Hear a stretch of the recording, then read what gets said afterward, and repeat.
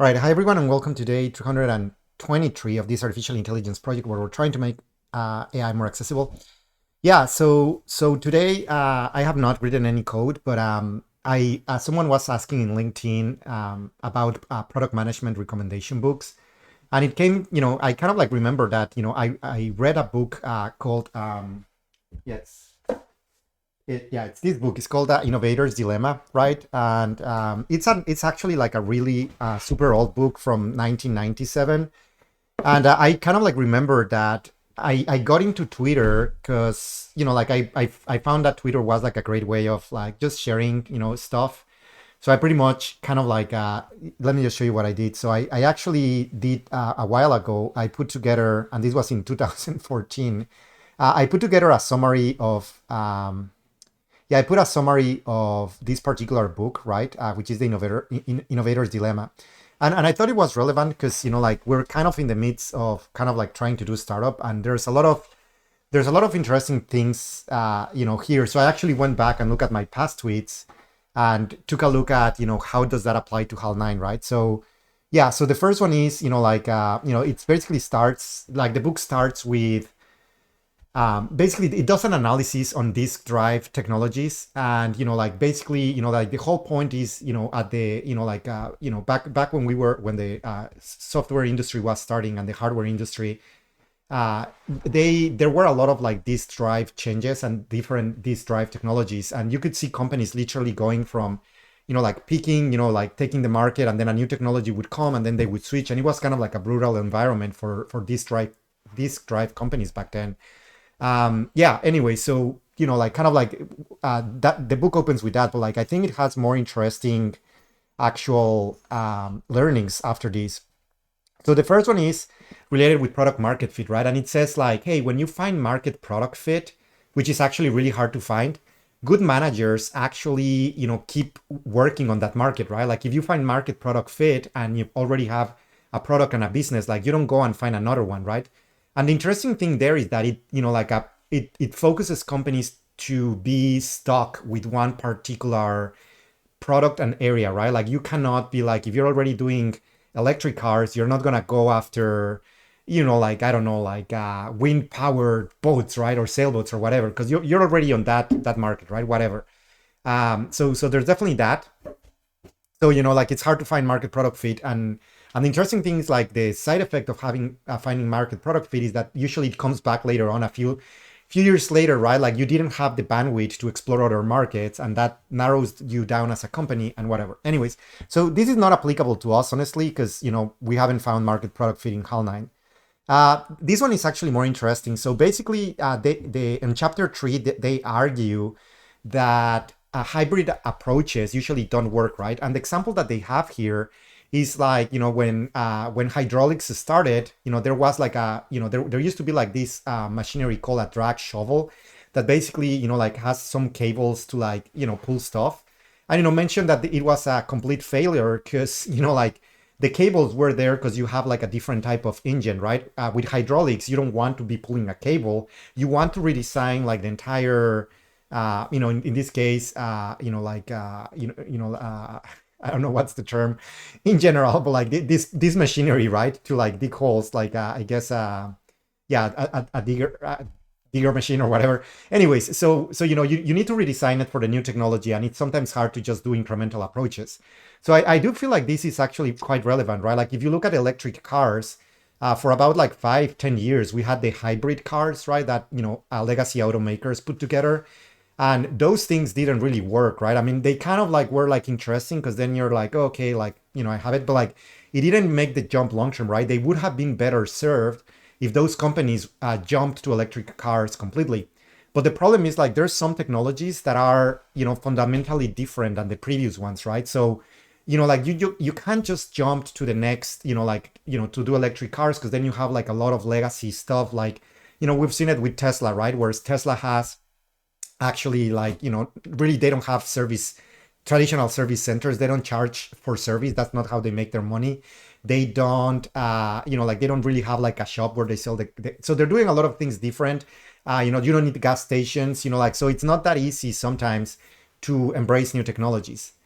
Yeah. So another learning here, which made me, maybe it's more related with what we're doing, is like, like, it's a piece of advice is not to look just at profitable markets, but like when you're looking at disruptive technologies, you also need to be targeting unproven markets, right? Because basically, a lot of times, fundamentally different technologies, they don't, like match directly with the current market, right? Like I mean, Tesla found out their market, but like even at the beginning, right, they were not going for the normal person, right? Like they had to find out like, well, like, they're gonna focus on like eco-friendly, like, millionaires, right? Like you need to have a lot of money and you need to be eco-friendly for you to get a Tesla at the very beginning, right? Like now Tesla is everywhere.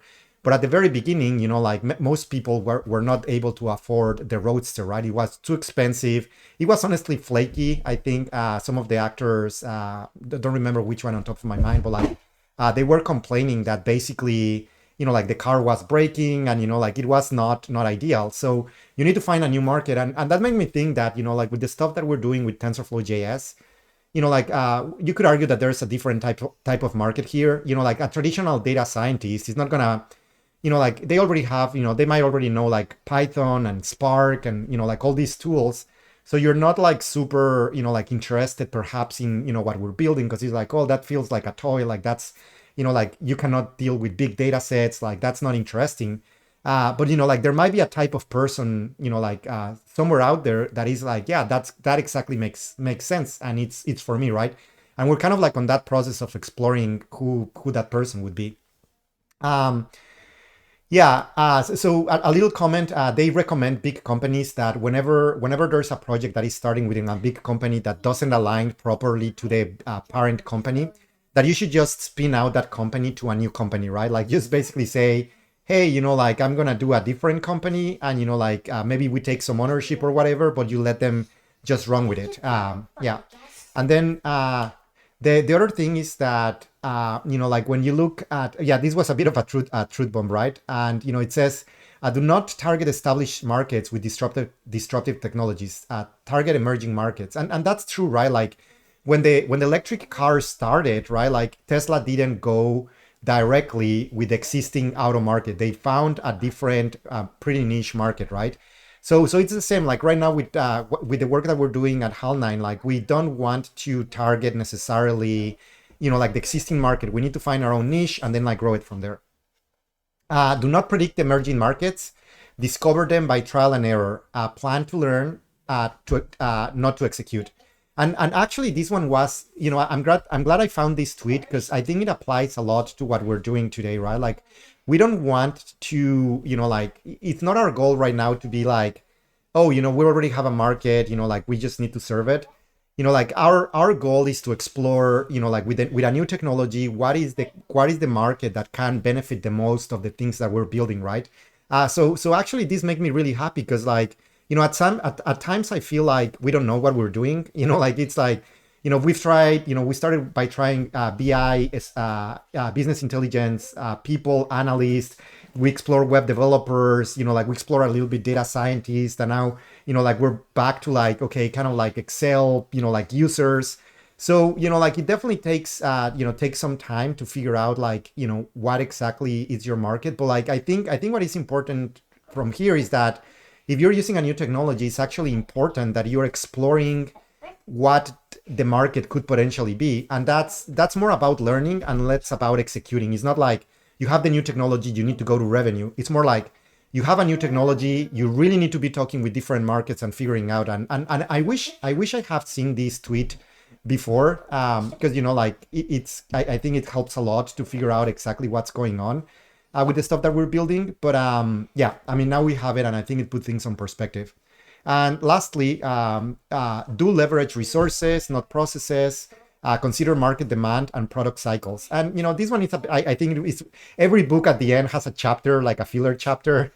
This to me feels a little bit like that. The thing that I thought about this particular trend is that, we've done cloud computing for a while, and we've seen a little bit of the trade-offs now, right? Like cloud computing has been out for like 5, 10 years. And we've seen that there's data leaks, so there's security issues, there's privacy issues, potentially where, like your data, you don't own it, it's not in your computer. potentially costs, and why not, right? So, like that could be the market cycle that we're at, where we're like, hey, like maybe I do want to do things locally, but we know that desktop, applications are, a little bit legacy and not super interesting. So, like it would make sense to actually, like have a technology that runs locally on your browser, but, it doesn't use cloud compute necessarily, and, it provides different benefits and why not. And then the last one, is just mostly, they have a business case, and the business case is electric vehicles. And kind of like on this business case, they say like, hey, electric vehicles looks like a disruptive technology. And that was literally like 20 years ago, right? And obviously, like now we have Tesla and electric vehicles and why not? And it's super, super disruptive, but like it wasn't obvious at the time, right? Like, but well, it is obvious actually, kind of, right? Like there were very clear charts that tell you like, hey, battery technology is getting better. Range capabilities, enabled by better batteries, like are getting better. 0 to 60 speed is getting better. And it was, like at the time this book was written, which was before the year 2000, electric vehicle technology was still pretty bad, but the trend was there, right? And I think it's important to kind of like notice these trends, like things are getting better. I wish, and maybe one of the things that we should do is figure out exactly what are the trends in the like AI with JavaScript space, and AI with web technologies, because I have that, we've had this particular feeling where we think that the technology is getting better and better, but it would be really nice to plot like how many rows, how many rows can you handle on the browser. And I might actually do that just for fun, like just kind of like put some data points on, like the amount of data sets that can be handled on a browser and how that's growing, and what's like an average size of data set that, like is used on data analysis, right? And I think we're about to cross that particular, threshold, right? So I'll try to follow up and put together a chart that should be super fun. All right. Well, thanks for watching this particular video. Hope it was interesting. I'll keep you posted and see you around.